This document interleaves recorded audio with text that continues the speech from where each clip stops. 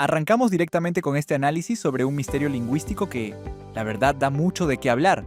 Es ese típico fenómeno gramatical que hace tropezar absolutamente a todo el mundo, desde profesionales con muchísima experiencia hasta políticos en pleno discurso e incluso los hablantes nativos más instruidos.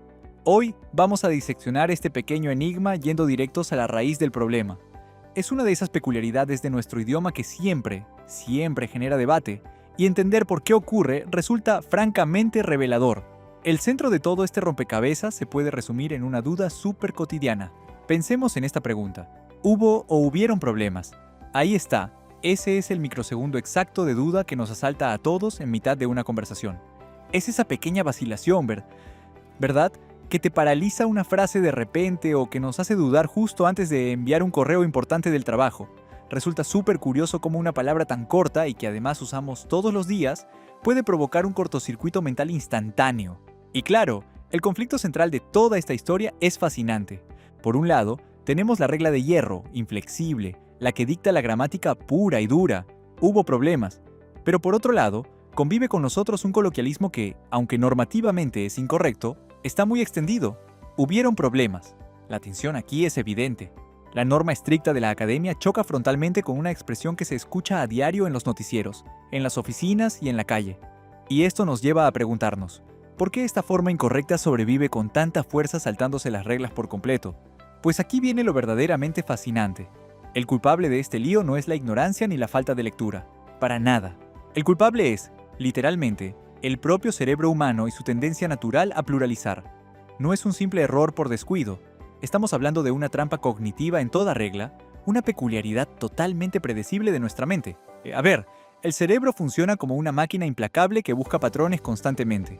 Así que, al procesar el lenguaje en tiempo real, intenta aplicarle una lógica matemática casi perfecta a la gramática, forzando piezas donde a veces simplemente no encajan. Vamos a desmenuzar cómo funciona esta trampa de hipercorrección paso a paso. Primero, el cerebro va escaneando la frase y detecta un sustantivo en plural, por ejemplo, problemas. Segundo paso, su instinto más básico y primitivo entra en acción para buscar la concordancia. A la mente le encanta la simetría, así que la lógica interna nos dice que si hay muchos problemas, el verbo tiene que ir acorde, tiene que reflejar esa cantidad. Y el tercer paso, en una milésima de segundo el cerebro obliga al verbo a ir en plural, agregándole esa famosa y traicionera letra N al final. Es un intento automático súper racional, pero bueno, totalmente fallido, de arreglar la frase sobre la marcha. Pero claro, el idioma tiene sus propias leyes, y aquí es donde entra la regla de oro para descubrir por qué falla ese esfuerzo del cerebro. El concepto de verbo impersonal. Cuando el verbo haber se usa para hablar de existencia, se convierte en una especie de lobo solitario. Es decir, no tiene sujeto, nadie realiza la acción.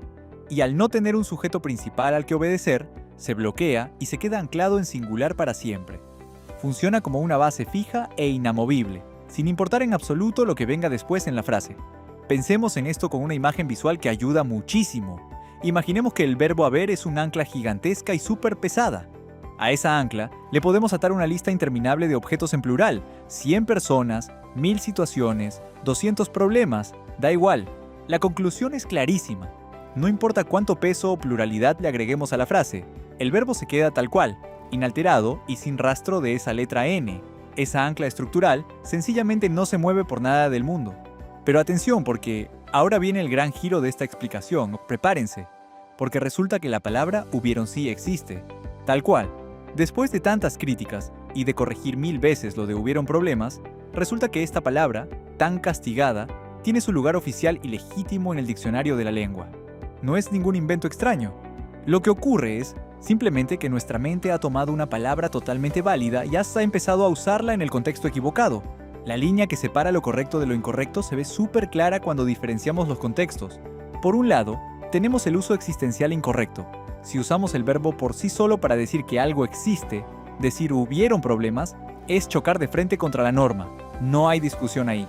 Sin embargo, en el uso auxiliar correcto, el verbo no actúa como un lobo solitario, sino como ayudante. Acompaña a otro verbo para indicar que una acción ya terminó, en un tiempo muy formal y, la verdad, un poco arcaico, como en cuando todos hubieron terminado. Una cosa es declarar que algo existe por sí solo, y otra muy distinta es funcionar como asistente gramatical.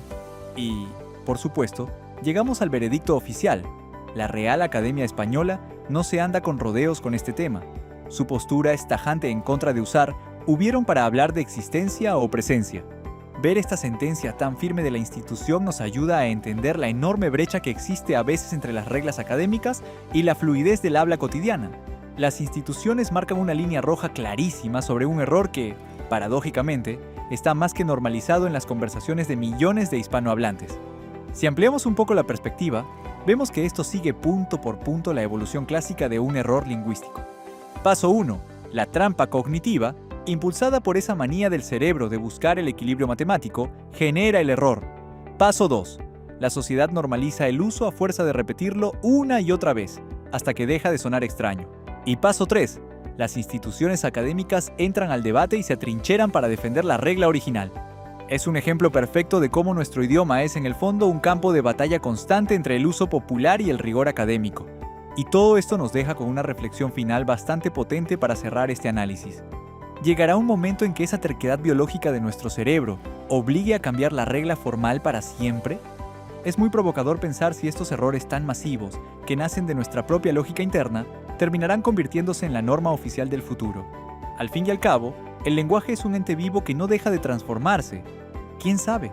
Tal vez en unas décadas los académicos decidan rendirse ante la forma en que nuestro cerebro prefiere ordenar las palabras.